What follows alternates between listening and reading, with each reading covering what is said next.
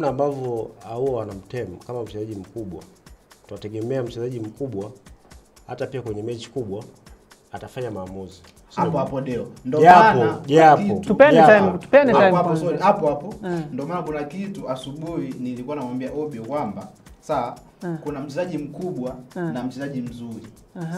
Sio kila mchezaji mzuri ni mchezaji mkubwa. Kwa huwa imekaa vipi? Mimi peke yangu ninavyoprofile mchezaji kwangu mimi mchezaji mkubwa anaonekana kwenye mechi kubwa. Lakini kutokuonekana kwenye mechi kubwa haimaanishi kwamba wewe si mchezaji mzuri. Unaweza ukawa mchezaji mzuri lakini kwenye mechi kubwa hauonekani. Kwa mfano Chama, si ndio? Chama ni kwangu mimi ni mchezaji mkubwa. Mzuri. Kwangu mimi Chama ni mchezaji mzuri lakini sio mchezaji mkubwa. Kwa sababu kwenye mechi kubwa ambazo timu inakuhitaji ufanye vitu tulimuona Chama kwenye mechi kubwa ambayo tulimuona amefanya kitu ni ile mechi ya dabi ya 4-1, si ndio? The rest of the matches Simba na Wafes Ahali sijui Wydad Raja humuoni Chama, si ndio? Though sio mchezaji mbaya, ni mchezaji mzuri lakini sio mchezaji mkubwa, sawa? Kwa hiyo sio kwamba watu walikuwa wanamtengenezea mikakati kwamba tunajua mchezaji hatari kwenye timu ya Simba ni Chama. Yes. Tunajua mchezaji hatari kwenye mechi ya Simba. Kwa mfano tuliona ile mechi za Berkane zile mbili. Yes. Walikuwa wanajua mchezaji hatari kwa upande wa Simba ni Mpanzu. Yes. Si ndio hivyo? Yes. Wakamtengenezea mkakati, ndio maana Mpanzu mechi zote mbili alipotea.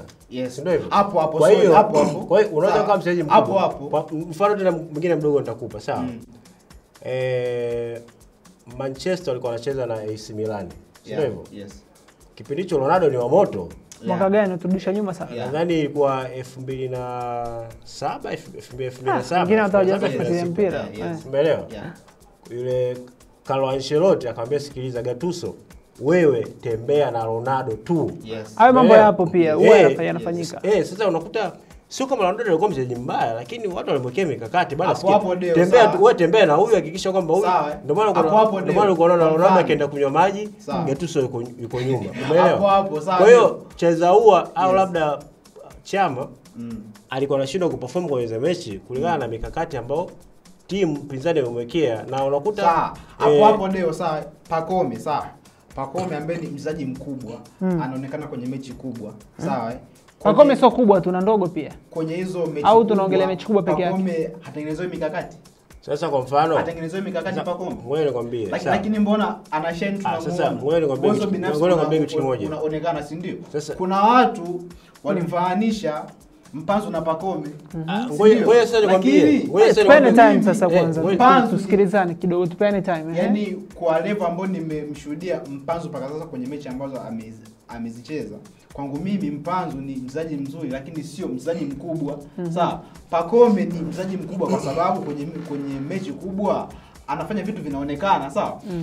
Deo, twende kwa huwa tumalize hapo kwa huwa ni mchezaji mkubwa au mchezaji mzuri? Subiri kwanza. Deo, tunafahamu kwamba kila team inapoiface timu fulani, si ndio? Wanaangalia yule player ambaye ni threat kwao, si ndio? Na wanamtengenezea nini? Mikakati, si ndio? Lakini wapo ambao wanatengenezea wanashine ni nini?